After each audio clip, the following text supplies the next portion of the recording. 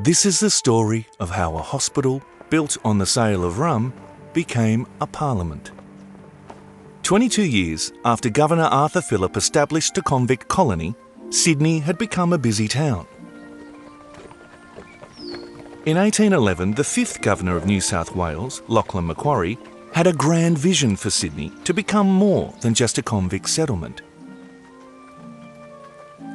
He wanted to build a hospital for the colony, but the British government would not give him any money. So he had to find a solution. It was common for rum to be used as currency, and Governor Macquarie granted 3 merchants the contract to build a hospital in exchange for the right to import 60,000 gallons of rum.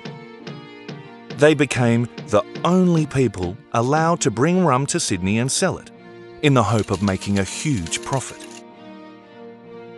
Meanwhile, Governor Macquarie built and named Macquarie Street after himself, and this was where the hospital was to be built. 2 years later, the building work finally began. There was to be a central building for the hospital patients and 2 smaller ones on either side for the surgeon's quarters, purveyor, apothecary and dispensary. Surprisingly, when it was inspected by convict architect Francis Greenway in 1815, it was condemned before it even opened. The northern and southern wings still stand today. The building proved to be extremely popular, and soon after the hospital opened in 1816, the convict patients and the principal surgeon were forced to share the building with the Chief Justice.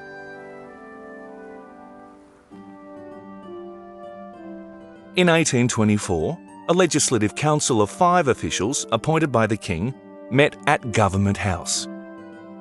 Their role was to assist the governor to make decisions for the colony. This was the first check on the power of the governor. By 1829, this first legislative council had moved into part of the surgeon's quarters in the northern wing of the Rum Hospital. Over time, with an increasing population of free settlers, the people of New South Wales campaigned for representation so they could have a greater say in the running of the colony. The people pushed to establish a constitution for New South Wales, which would also give the colony more independence from England. In 1842, the growing demand for self-government resulted in the British Parliament passing the first Constitution Act for New South Wales. This was the first significant step towards responsible government in New South Wales. Membership of the Legislative Council was increased to 36, with 2/3 of them being elected rather than appointed. This was the first step towards representative government in New South Wales, but there were many people that were not eligible to vote. In 1843, the governor ceased to be a member of the council. This was the beginning of the process where the governor's role now became constitutional, to approve legislation, rather than legislative, to make legislation. One of the members of the council was now elected speaker to preside at meetings. Because there were now so many new members, more space was needed. So a chamber was built for the Legislative Council on the northern end of the building in 1843.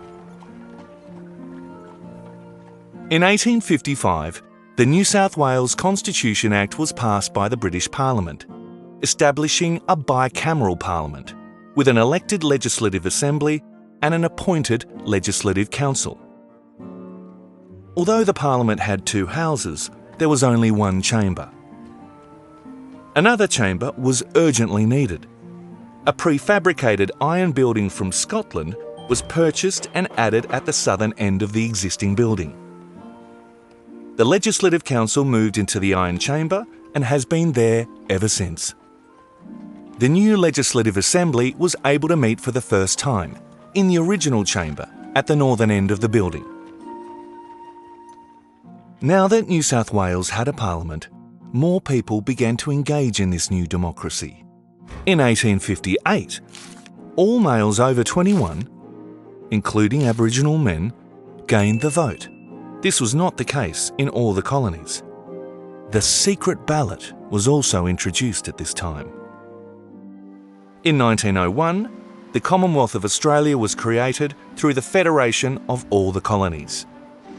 An Australian Constitution was approved by the British Parliament.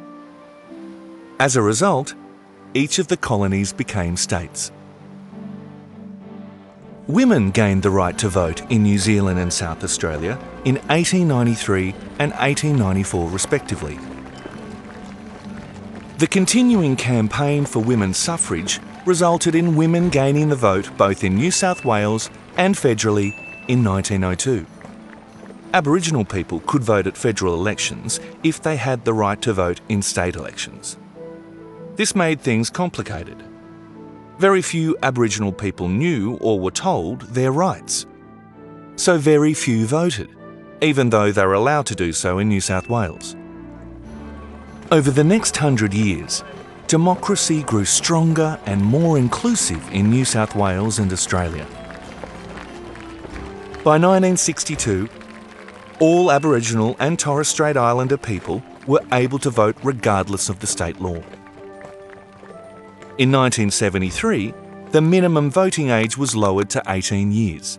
In 1981, a referendum was held and the people of New South Wales voted for a fully elected Legislative Council.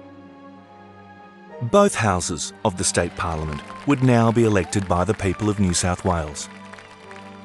Over 2 centuries, many additions have been made to Parliament House, reflecting the many changes made to our democratic system of government. These changes transformed the building from a hospital for convicts into a modern state parliament.